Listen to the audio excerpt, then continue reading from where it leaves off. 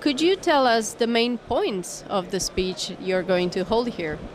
Sure thing. The speech is going to be about Internet of Things and how it relates to critical infrastructure specifically, and then what ONVIF and other standards bodies are doing to kind of help with the cybersecurity risks and concerns that are kind of coming up as you have this proliferation of smart devices and adding communication and awareness across the networks. So what's ONVIF doing to tackle the vulnerability of critical infrastructures?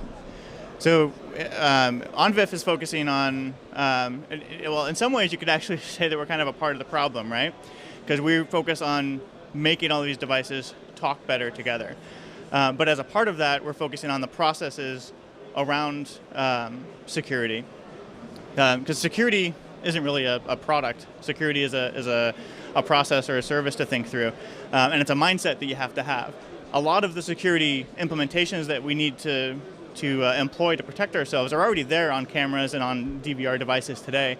It's just that we don't have the maturity at the manufacturer level, at the vendor level, and even at the end user level to take advantage of those things and get them set up appropriately out of the box. So one of the things we did last year was we introduced ONVIF Profile Q, which is really focused around a quick setup of devices in your video security environment. And that includes things like making sure you have your usernames and passwords configured and set up.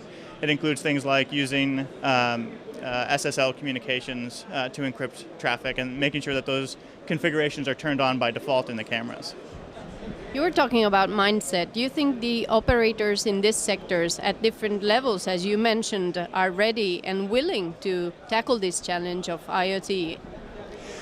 Yeah, so I think there's obviously been a lot of buzz about this in the news. One of the things I'll mention in my talk is the big distributed denial of service attack that happened late October last year. So I think a lot of people are thinking about it more than they have been in the past. In the past, it was very easy to think of all of the edge devices that you have as essentially, you plug them in and kind of forget that they're there, right? Now people are much more aware that these devices are, there's little mini computers and they're access points into your network.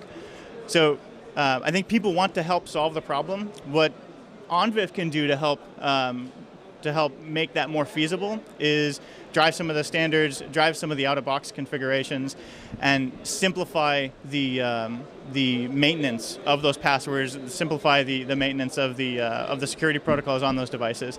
So you don't necessarily have to physically touch every single device. You can do it from a central location. Okay, one last question. Do you think ONVIF job would be easier in some part of the world rather than others? What's your opinion about the EMEA market, United States market, or this Middle East market? That's a good question. So I think we get a lot of focus really in kind of the Asian market.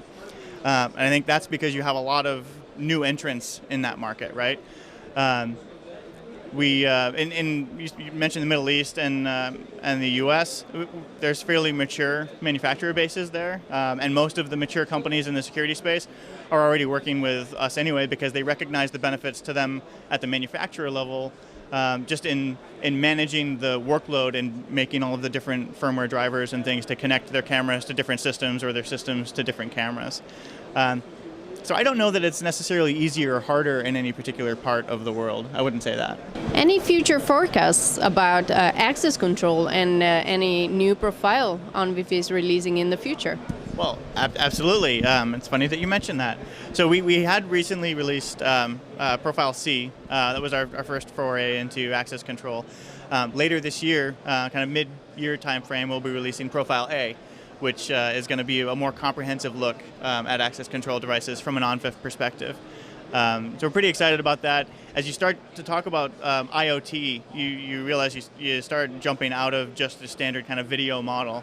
And ONVIF is very focused on more than just video. We want to be able to connect all of the IP devices in your security system together and drive that connectivity paradigm.